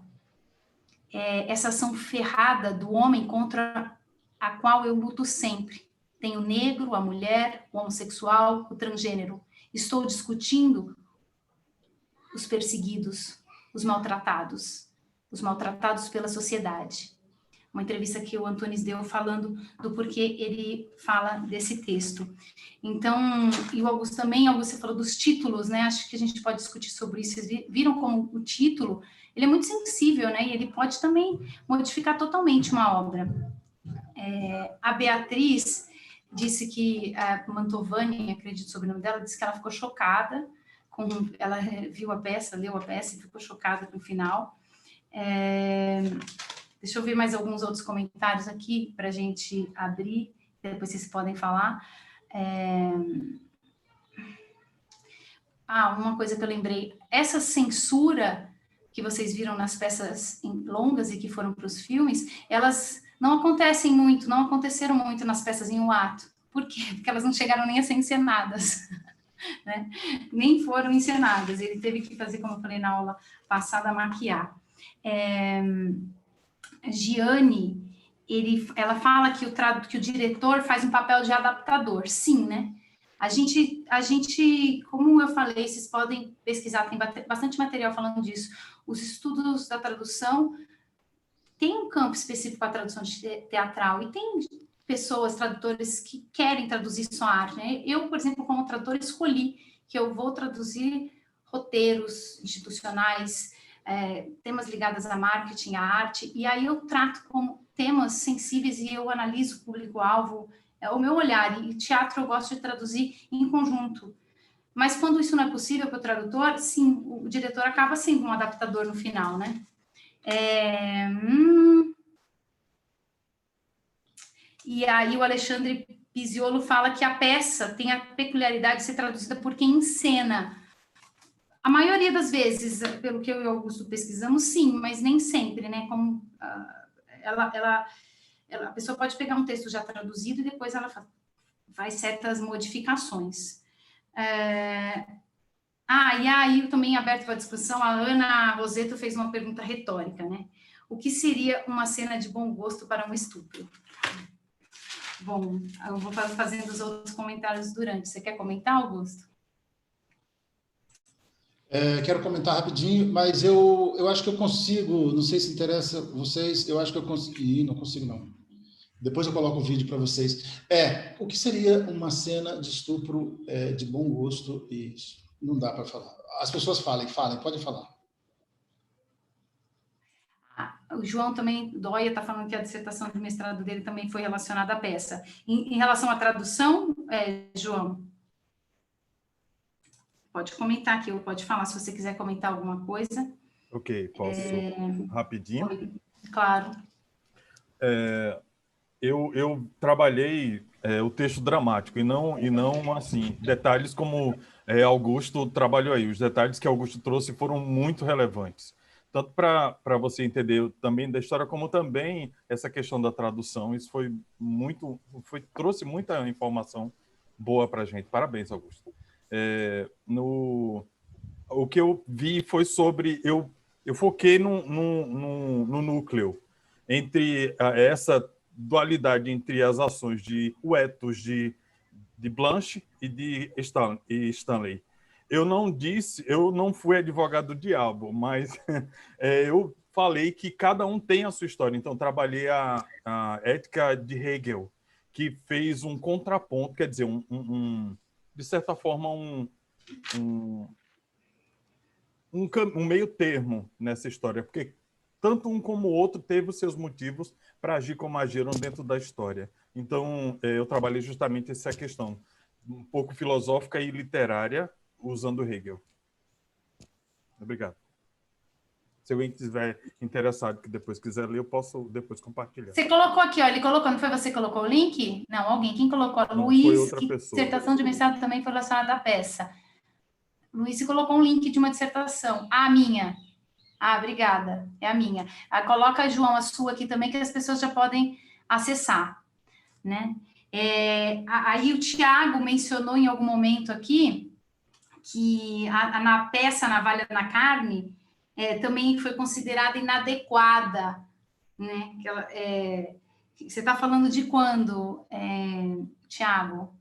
Primeira vez que ela foi encenada? A peça Navalha na Carne é um texto brasileiro do Plínio Marcos. Você quer comentar? Não sei se o Tiago está por aí.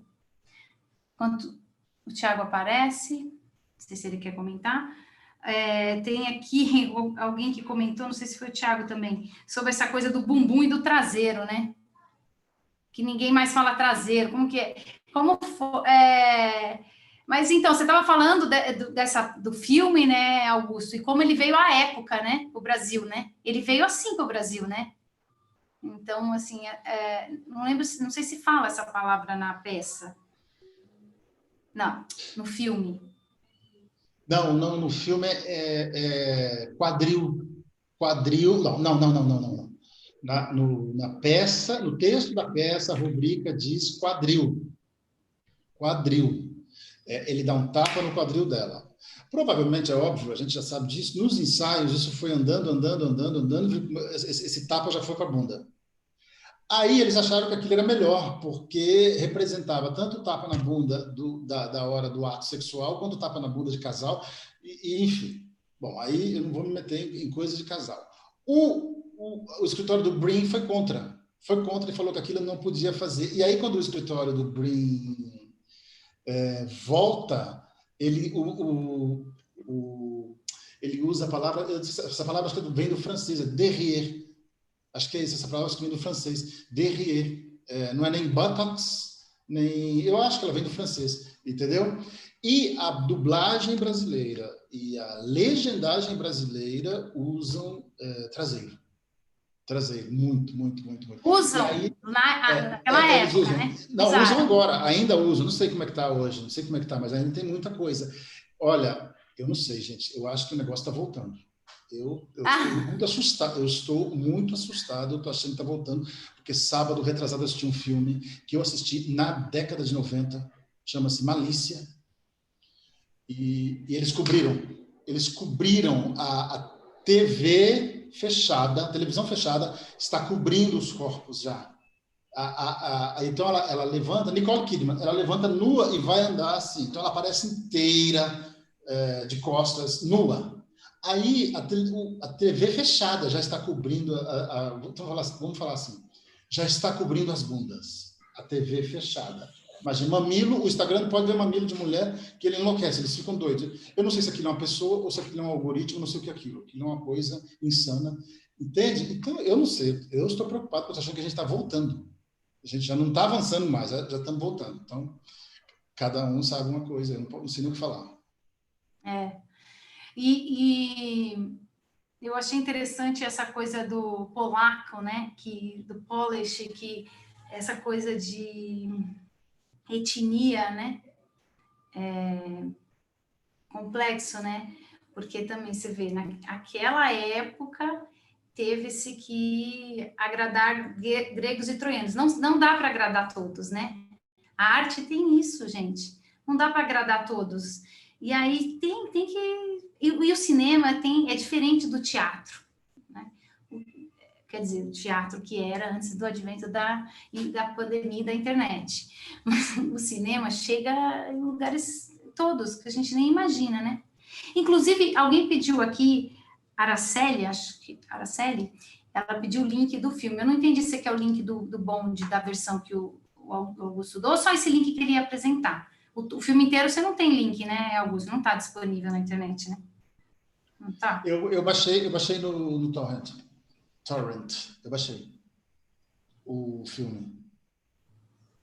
Ah, tá. Você baixou. Tá, mas tava... baixei, cortei, editei e tal, fiz esse... Então você tem o link do filme inteiro? Eu tenho Ana, vídeo, né? Desculpa, falei errado. Tem o filme no YouTube, tem então? Então é isso mesmo, tem no YouTube, tá? Quem pediu, tem no YouTube, mas a cena o Augusto vai mandar depois, tá? Como você descreve o que seria uma cena de bom gosto sobre o estupro? Lá, vamos de novo para esse assunto, voltar lá, o Leonardo quer saber. Gente, o que seria...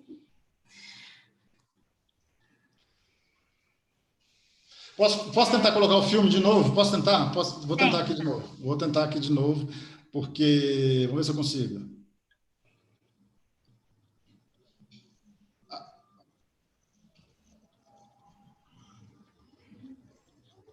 Araceli, então o filme já está aí, acho que já até colocaram um link do YouTube aí. Tá? Esse é o filme.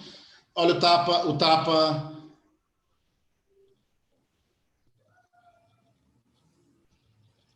Tá toda a tela preta. Tá preto? Não aparece o filme? Não. Não? Não? Então tá bom. Então, apareceu para mim, então esquece. Okay. Apareceu, que pena. Então não dá, mas aí você manda o link aqui, se quiser mandar para todo mundo agora. Você tá com ele, ele sobe na internet, o Augusto, e depois compartilha aqui com a gente, tá? Gente... Só uma questão sobre estupro. Só uma questão sobre estupro. Existe um filme chamado Irreversível. Quem tiver estômago, assiste esse filme. Esse filme tem uma cena de estupro.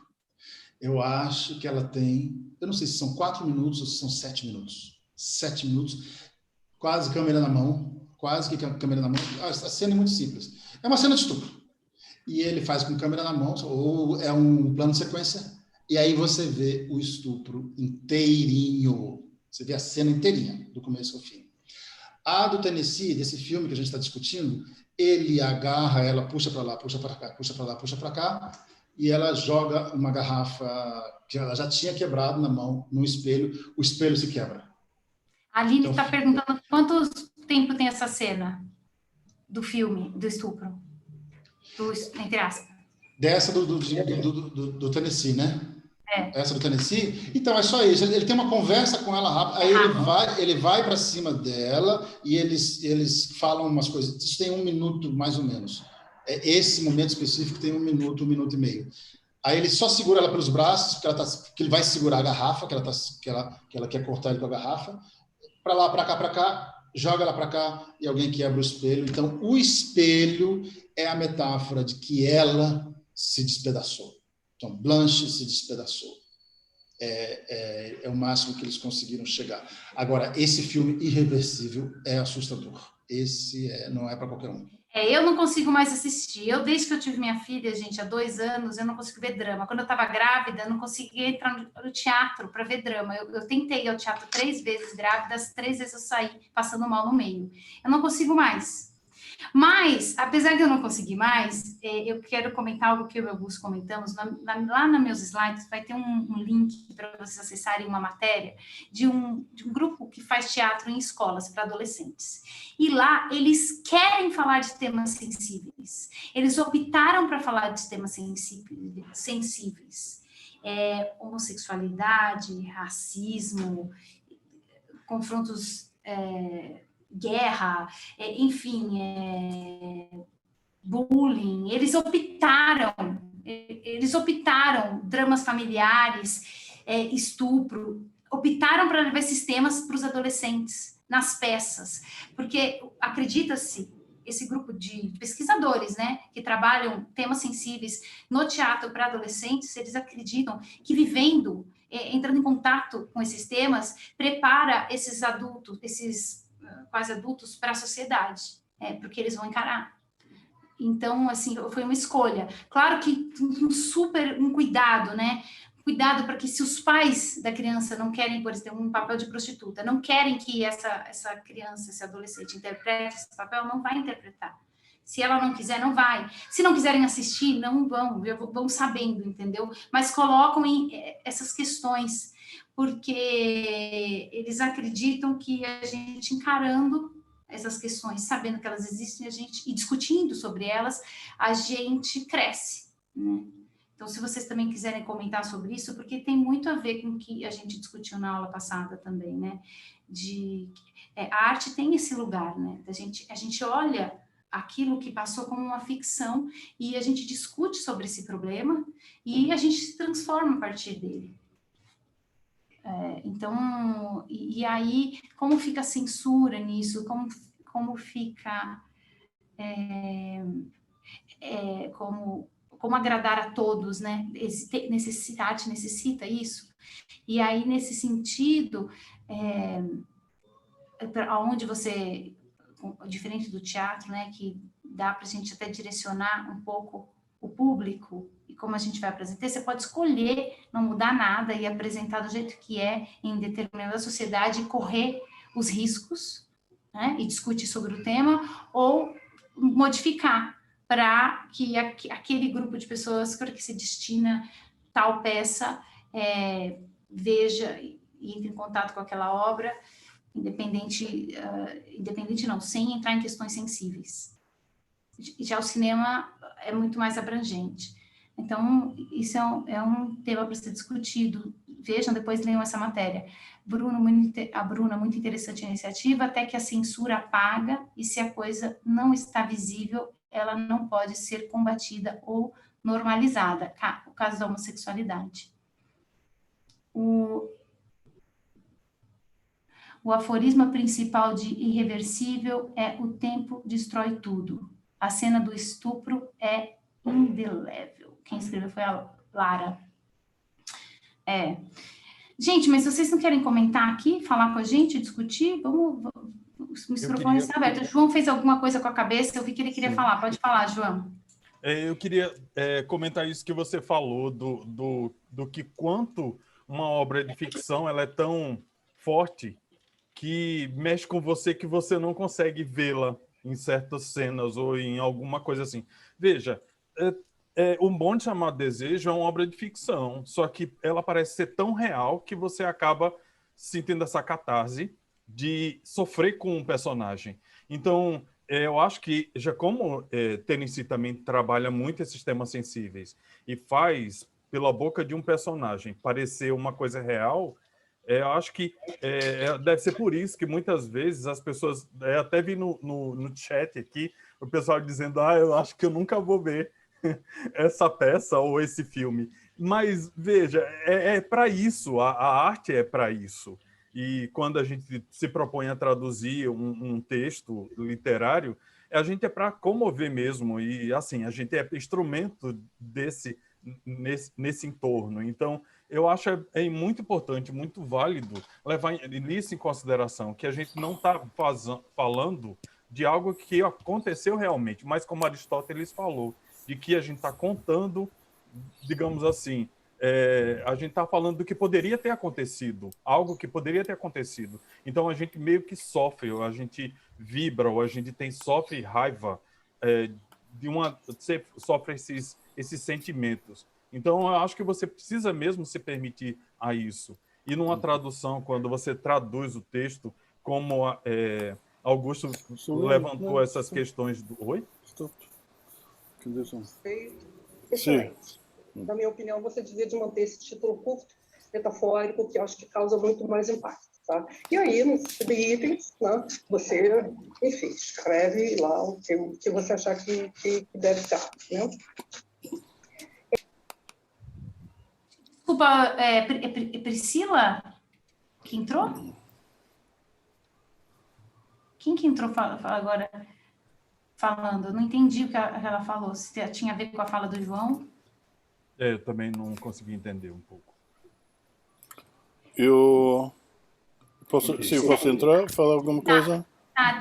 Continuando John, de você, a Gabriela quer falar, tá bom? Gabriela Figueiredo. Ok, continuando do João Dória. Não, ele deve estar com saco cheio de todo mundo chama ele de João Dória. Eu não falei errado, eu falei Dória. Pensa, do João Dória que tem barba. Não, sempre que eu assisto no teatro Otelo, sempre tem alguém gritando para Otelo: não acredito no Iago, ele está mentiroso, não acredito nele. Eu sempre grito também para Otelo. Então isso a vida, o teatro, se realmente acredita. E a última vez que eu assisti Otelo aqui em São Paulo foi em Santa Cecília. A polícia chegou para prender Iago depois. Então ator e diretor tiveram que explicar o que tinha acontecido. Acho que alguém chamou a polícia para prender Iago. O ator Ailton Graça. Não acredito, Ailton Graça. Ele teve que explicar para a polícia. O teatro tem esse poder do presente, da realidade, de fazer que a gente acredite tão piamente numa coisa, né? Que o ator tem essa magia de fazer que a gente acredite como se fosse verdade. Gabriela? Não, Gabriela, fale, Gabriela. Licença, gente, boa tarde. Primeiro, eu queria agradecer pela aula, pelo encontro. Eu fiquei pensando em relação ao que seria esse espírito, né? Assim, o que é o tempo e o que o texto diz dentro de determinado tempo. Eu fiquei lembrando daquele livro do Didi Huberman, que ele fala da sobrevivência dos vagalumes, e ele parte do pensar da obra do Pasolini e de como foi possível que filmes como Saló sejam produzidos e o que dizem para a gente, né? Que uma sociedade esteja tão doente, e não no sentido crítico, não, assim, de doença psicossocial, né? De absurdo de imaginário. Que sociedades chegam a imaginários e que tipo de mundo produz certos tipos de imagem, né? E aí eu sempre, se for para pensar, por exemplo, o que seria uma cena de estupro, esse filme Irreversível, para mim, assim, é um filme que ele te dá um deslocamento. Eu comecei a ver e ele saiu, eu era muito nova, não era tão nova, mas ele saiu, eu estava nesse auge, né? A juventude cult, querendo descobrir o cinema, querendo descobrir novas linguagens e etc. E eu devia ter, sei lá, 17, 20 anos, e fui ver esse filme, e eu lembro que até hoje ele me assombra, assim. É um filme que eu já tive milhares de pesadelos, e não só a cena do estupro, que é em tempo real, velho, é um estupro em tempo real, são 12 minutos. Aí depois ainda tem uma cena que é com... Eu não sei exatamente, mas eu sei que tem um extintor de incêndio e um cérebro sendo explodido, assim, sabe? E aí pensar em que tipo de voz e que tipo de tempo parte e produz isso. E em relação aos lugares de censura, assim, eu só queria pensar junto com vocês quais seriam as diferenças entre espaços de censura que partem de poderes estabelecidos, né, que seria a censura, que eu acho que é o único conceito de censura que eu acredito, é quando existe uma esfera que é uma instituição de poder e que, de alguma maneira, exerce esse poder para impedir que outras vozes sejam ditas. Eu vejo diferente quando é uma resposta da sociedade mesmo, sabe? Tipo, muitas pessoas aqui no chat falando, eu não tive estômago para ver esse filme. E isso poderia, sabe? Tipo, a gente exercer um papel de negação de determinadas vozes e violências, eu não sei se isso poderia ser visto como censura, sabe? Aí eu queria ouvir mais pessoas falando sobre isso.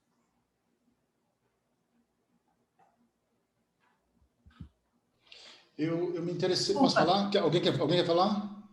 É só que tem uma pessoa que comentou de um filme que eu queria... não parece o nome dela. Depois comenta aqui com a gente, por favor. Aparece só o seu número. A Ana Paula. É isso? Ana Paula. Ela falou que ela, no começo, que teve... Todo mundo tem um filme isso. Marcou para ela. Desculpa, Gisele. Fala, Ana. Desculpa, boa tarde, gente. Eu não sei porque o meu Zoom não registrou o meu nome, até mandei um e-mail para a professora Ana Lúcia, eu apareço como esse número horroroso aí. Não, só para corroborar o comentário da Gabriela, acho que essa virada da gente para a vida adulta e também para a vida adulta como tradutora, né, a passagem pela universidade e o início do exercício da profissão, acho que a gente tem vários filmes, né, livros que nos marcam para pensar nessa questão da censura, da linguagem, dos nossos receios até de tomar decisões como tradutores, né? E o meu foi o Je vous salue Marie, que era ainda proibido, e a gente assistiu escondidos ali no DA do curso de tradução da Unesp. A Gabriela falou agora, deu uma sensação tão gostosa, assim, de início de profissão e desses medos, né, de decisões sobre a linguagem, de a gente assistir um filme, entender o que está sendo falado na língua original e ficar pensando, nossa, e na língua de chegada, se eu tivesse que traduzir isso, como é que ficaria, né? Muito legal, me lembrei isso, só queria compartilhar. Obrigada. Obrigada, Ana. Tem gente que está precisando ir. Augusto, você pode comentar, e eu acho que a gente vai ter que ir encerrando essa discussão, mas como eu disse, eu e o Augusto estamos abertos para a discussão backstage aqui. A gente adora falar sobre tradução. O meu foco foi na censura institucionalizada, né? Porque eu precisava mostrar alguns exemplos e falar. Aí eu falei de algumas coisas, alguns erros de tradução, uma coisa aqui, uma coisa ali, mas essa é a censura. E aí, então, eu não sei, quem quiser assistir, quem tiver com medo de assistir filme, assista, porque a apresentação de hoje é mais pesada. Ela é mais pesada porque ela está na censura, uma censura que tem um interesse muito forte. Por exemplo, os católicos se uniram aos protestantes. Eles normalmente eles não trabalham juntos. Eles se uniram porque eles estavam em uma suposta guerra com os judeus do local, entendeu? Então tem muita coisa em jogo. O produtor bateu o olho na Jessica Tandy e falou, não. Ela é boa para o teatro, não sei o quê, mas ela não serve para o cinema, não quero saber dela no cinema, não me interessa. E já trocou, porque não interessa. E essa pessoa já está fora, a carreira acabou. E aí, só isso já é uma longa história. Só a troca de Jessica Tandy por Vivian Leigh já é uma história para a gente falar a respeito do... Então, o que é sensual? O que não é sensual numa mulher? Como é que é? Como é que fica? Mas aí a Vivian Leigh vem casada com Sir Laurence Olivier, já tinha um Oscar. Quer dizer, a patronagem... Eu repito sobre esse livro, se vocês quiserem ler esse livro é muito importante, mudou minha vida. A patronagem é muito forte, ela tem um poder. E aí, sobre o que a Gabriela fala aqui, o indivíduo pertence ele se coloca numa posição e ele faz uma exigência, olha, não fala assim, ou não faz assim, ou porque eu estou nessa posição. E aí a patronagem, às vezes, ela finge que está ouvindo ela finge que está ouvindo, ela transvira a situação, e depois ela é assim, é complexo. Ela vai falando mal. Vamos lá. Vou pegar um exemplo. Por favor, perdoe os meus exemplos, eu sou péssimo de exemplo. Os Trapalhões, eles faziam piadas com gay e com negro. Aí o tempo passou. Hoje, a Rede Globo, que patrocinava os Trapalhões e vendia os Trapalhões e lucrou com os Trapalhões, ela fala sobre as questões LGBT e sobre os negros. Eu não sei o quanto eles estão preocupados com isso verdadeiramente, eu não sei, porque eles queriam vender sabão em pó com os Trapalhões e agora eles querem vender sabão em pó com a questão LGBT. Está compreendendo isso? Então, eu gostei muito do assunto, eu gostei muito de conversar com vocês e agora eu acho que eu estou... Augusto, não termina, que tem uma pessoa que quer falar mais, a Cia. Fale. Antes de você concluir, Cia, não, mas eu não vou concluir, só vou dizer uma coisa. Desculpa. Eu só falei do meu início, do processo, das traduções que eu e a Gisele fizemos naquele grupo, tal, e como isso melhorou a vida do Tennessee. Melhorou a vida, porra nenhuma. Como isso trouxe um novo olhar sobre o Tennessee Williams no Brasil, para a gente falar disso exatamente que a Gabriela está falando. Então, é complexo, O que este grupo está falando, o que essa censura estabelecida está falando, o que esse canal de televisão... Bicho, é um jogo tão complexo, que quando você acha que você está ganhando, você olha e você fala, gente, mas parece que eu estou ganhando? Parece que eu estou perdendo? Eu não sei. Eu uma vez vi uma frase que eu acho que a frase é mais ou menos essa. Parece que alguém te dá com uma mão e tira com a outra. Compreendeu? Então, o que eu estou muito otimista com essas discussões que a gente está tendo aqui nessa aula é que vamos ver daqui a um ano como é que isso vai reverberar em todas as pessoas que estão aqui e isso tem que esparramar, unindo a academia, os grupos de teatro, os grupos que têm as suas questões, o mercado, entendeu? Porque eu digo uma coisa para vocês, eu estou completamente perdido, eu já não sei mais nada do que é uma coisa, você começa, eu não fico melhor, parece que eu fico pior, eu começo a não entender mais o que está acontecendo, entendeu? O que é bom, porque também a gente estuda mais ainda, mas prossiga. Concordo com muito do que você falou. A gente está em constante mudança e a mudança hoje ela é muito mais rápida do que antes, né? Cia, pode falar.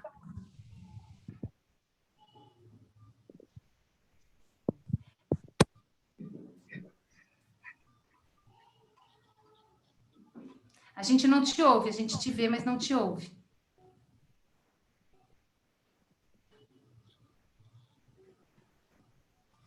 Cia? Não estamos conseguindo te ouvir. Não, eu não entendi. Vocês estão falando que estão me vendo? Agora estamos ouvindo. Vejo a sua foto, mas não te ouço. Agora nem te vejo, nem te ouço. Agora estou ouvindo. Oi, vocês estão me ouvindo? Agora sim. Eu acho que tem gente que está me ouvindo e tem gente que não, né? Mas eu estou ouvindo. Não, eu só queria... Cortou. Deus. Agora ouvi. É algo no cabo. Bom, eu não vou... Bom, vou tentar falar, né? Se não conseguir, tudo bem. Eu acho que está com um delay, né? Pode falar, a gente está te ouvindo. Bom, o que eu queria falar é essa questão do estupro em si, né? Porque hoje a gente está tendo muito essa discussão dentro, né, dentro da arte, a gente vê muito isso na televisão, no cinema, essa discussão de até que ponto essas cenas são realmente importantes, né? A gente teve essas cenas onde coloca a mulher sempre nesse lugar, né, de de opressão, de vítima, de violência. Então, a gente está tendo muito esse questionamento. Então, eu fico pensando, assim,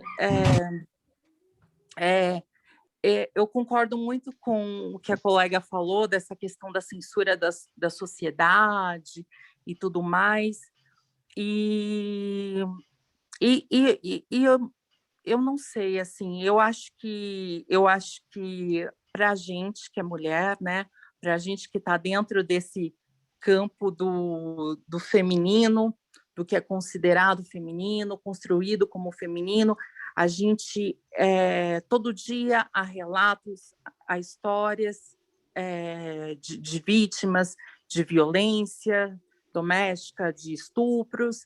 Então, assim, é algo muito sensível, e eu não sei até que ponto essas cenas explícitas, qual é o efeito que se espera, né? Também quem é que está por trás dessas cenas, né? Quem são os autores? Meu Deus do céu, eu não sei se vocês estão me ouvindo. Estou ouvindo. Estamos sim, pode falar. Ah, tá, é porque tem gente aqui que... Então, assim, até que ponto, né? Eu fico pensando, tá, teve essa... Porque a arte, ela tem esse poder, né? De sugerir, de ter a sugestão e não necessariamente apresentar aquilo de forma tão explícita. A gente teve essa questão com um Bonde Chamado Desejo, o filme, né, a quebra do espelho. A gente também tem uma cena lá do musical West Side Story, que é onde a Anitta, ela é violentada e tem toda uma questão de dança. Então, eu fico pensando assim, eu como mulher não me sinto... por mais que o autor, ou até mesmo, é muito diferente, né, quando a gente pensa em uma autora, mas eu acho que normalmente são homens que escrevem e colocam essas cenas. Não sei.